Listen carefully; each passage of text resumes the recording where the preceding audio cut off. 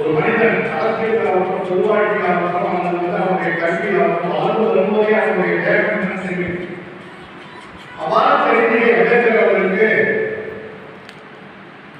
சரிவன் குழு ஒரு குழு இந்த காங்கிரஸ் எப்படிப்பட்டதும் சொல்றதுக்காக இந்த விஷயத்தை நான் உங்களுக்கு சொல்லிக்கிறேன்.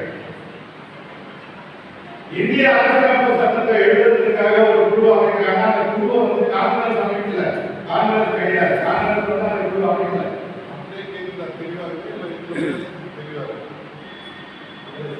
அந்த குழு வந்து காங்கிரஸ் அமைத்த குழு கிடையாது.